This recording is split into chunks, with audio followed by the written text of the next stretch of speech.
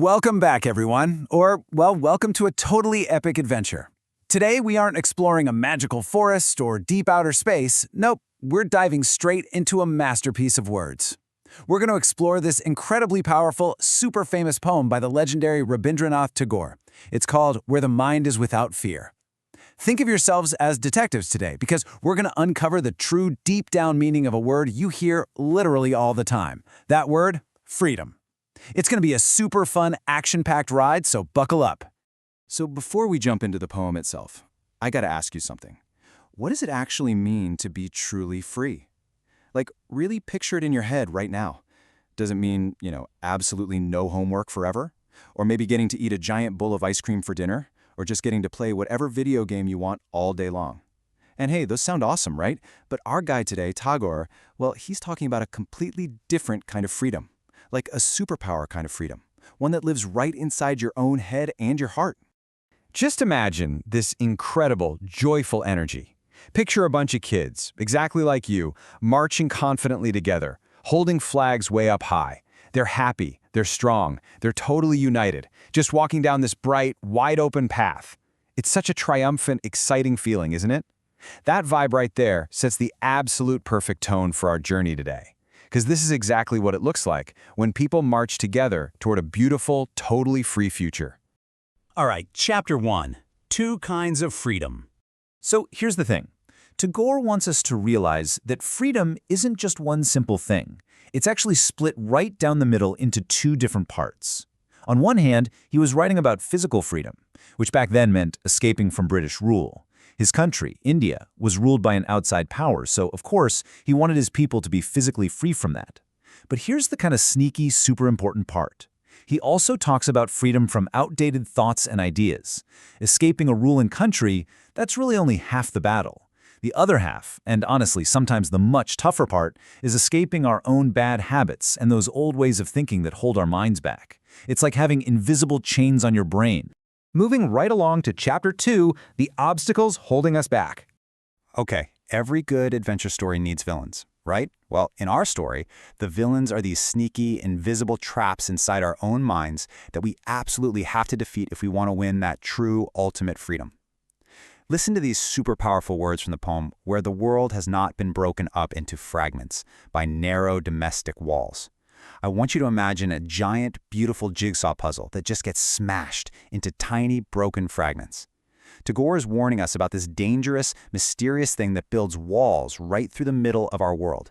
But what exactly are these walls? Well, these narrow domestic walls are basically the invisible barriers we create when we divide people up. Dividing folks based on religion, caste, class, and color. It's basically when people decide to split up into groups and judge each other just based on how they look, where they come from, or how they pray. And this villainous concept, it completely stops the world from being united as one. When we let these invisible walls divide us, we're trapped. We aren't actually free at all. And honestly, the villains don't even stop there. Read this next line with me. Into the dreary desert sand of dead habit. Just picture that in your mind for a second. A hot, dry, completely lifeless desert. If you've ever tried to run in really deep, dry sand at the beach, you know exactly how impossibly hard it is to move forward. You just kind of sink and get totally stuck. Well, Tagore uses this super vivid visual metaphor to describe another massive trap for our minds.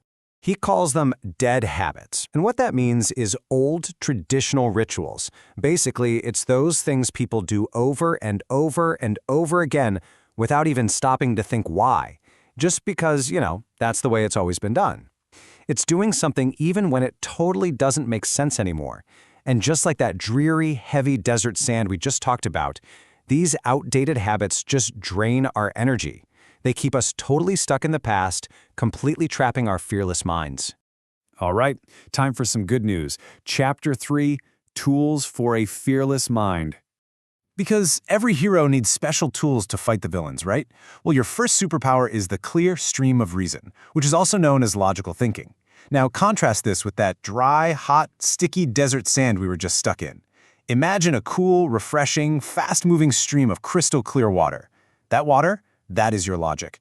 When you use your brain to think clearly and really figure things out, that clear stream of reason washes right through the desert of dead habits and completely clears away all that confusion.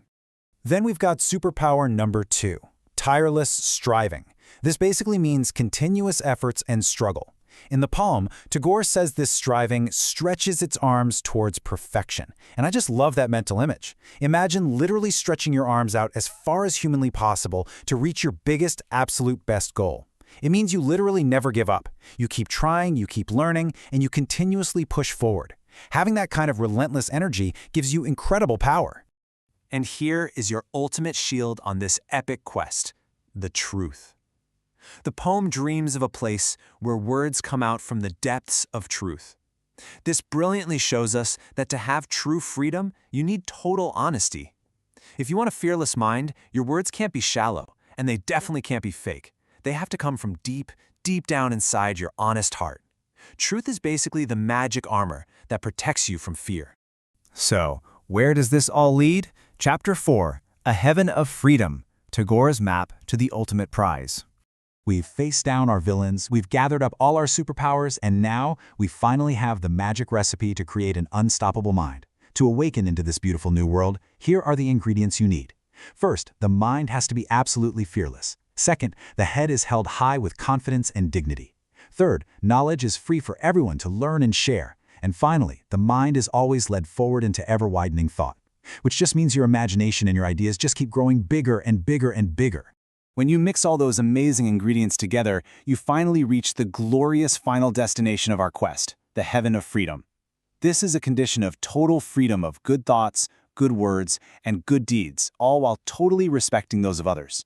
So it's not just some magical place up in the clouds. Nope, it's a beautiful, awake condition right here on Earth where everyone is thinking clearly, speaking honestly, acting kindly, and deeply, deeply respecting each other. Now that is the true victory. As we wrap up our adventure today, I want to share the absolute, ultimate, triumphant secret to our journey. Here it is. True freedom begins when the mind is fearless and the heart is guided by truth. Read it, memorize it. Honestly, make it your own personal superhero catchphrase, because you really can't be truly free until you let go of your fear, and you definitely can't find your way unless you let the truth steer your heart. And wow, that brings us to the end of our amazing explainer journey through Tagore's masterpiece. But hey, the real adventure? That starts right now, with you. So I gotta ask, how are you gonna use your freedom today? Are you gonna use your clear stream of reason?